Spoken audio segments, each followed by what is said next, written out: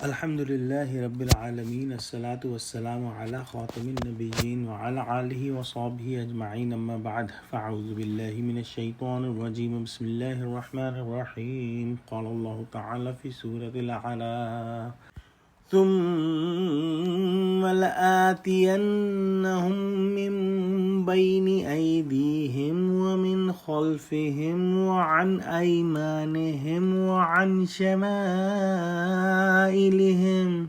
ولا تجد اکثرہم شاکرین۔ ترجمہ: پھر ان کے آگے سے اور پیچھے سے، دائیں سے اور بائیں سے، غرض ہر طرف سے آؤں گا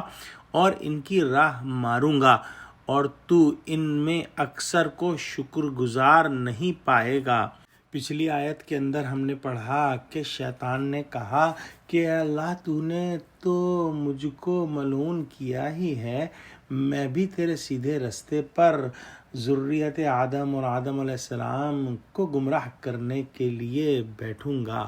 اور جیسے راہزن رستے میں بیٹھتے ہیں تاکہ وہ لوگوں کو لوٹیں، اسی طرح سے یہ شیطان لعین بھی مومنوں کے رستے پر بیٹھتا ہے تاکہ ان کے ایمان کو لوٹے۔ اور جو آج تلاوت ہوئی اس میں اس نے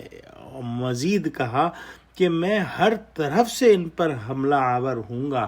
اور یہ بات سمجھنے کے لیے نہایت اہم ہے کہ اللہ سبحانہ و تعالیٰ نے شیطان کو اور اس کے چیلوں کو وہ خصوصیات عطا فرمائی ہیں کہ وہ ہم کو وہاں سے دیکھ سکتے ہیں جہاں سے ہم ان کو نہیں دیکھ سکتے، لہذا شیطان ہماری کمزوریوں کو جانتا ہے۔ اگر کوئی مسلمان ہے تو کبھی شیطان اس کو سور کھانے کے لیے نہیں اکسائے گا، کیونکہ اس کو پتہ ہے کہ مسلمان سور سے نفرت کرتا ہے، چاہے وہ کتنا ہی گنہگار ہو، کتنا ہی فاسق ہو،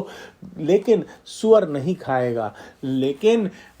شیطان جانتا ہے کہ مسلمان کو اس طرح سے ورغلایا جا سکتا ہے کہ کسی کی بکری چوری کر کے خود ذبح کر کے اس کا گوشت کھا لے، وہ بھی مطلقاً حرام ہے جیسا کہ سور کا گوشت حرام ہے، لیکن شیطان وسوسہ مسلمان کو ویسا ہی دے گا جس وسوسے کے اندر